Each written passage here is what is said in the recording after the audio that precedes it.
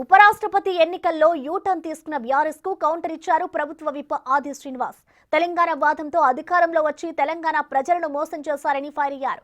ఆనాడు తెలంగాణ బిల్లు ఆమోదం తెలిపిన మీరా కుమారి రాష్ట్రపతి ఎన్నికల్లో ఓటు వేయలేదని, ఇప్పుడు తెలంగాణ ఉద్యమంలో ప్రత్యక్షంగా పాల్గొన్న తెలంగాణ బిడ్డ జస్టిస్ సుదర్శన్ రెడ్డికి ఓటు వేయకుండా తెలంగాణ వ్యతిరేకులుగా వ్యవహరిస్తున్నారని మండిపడ్డారు ఆది శ్రీనివాస్.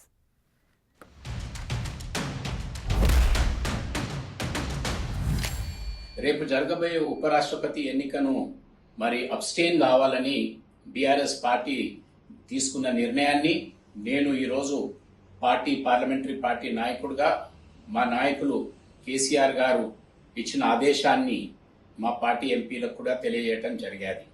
నిన్న పార్టీ ఎంపీస్తో మా నాయకులు కేసీఆర్ గారు చర్చించి ఈ నిర్ణయం తీసుకునటం జరిగేది.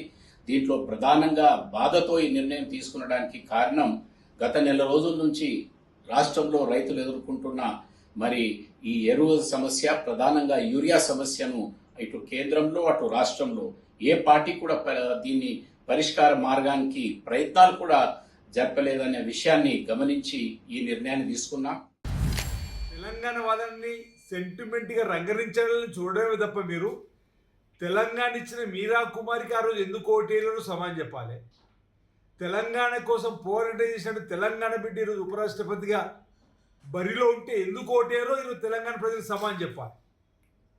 మొన్ననేమో యూరియా ఎవరిస్తే వారికి ఓటేస్తామంటారు. అంటే కేటీఆర్ గారి మాటలు ఎంత చౌకగా ఉండే ఆలోచించాలి.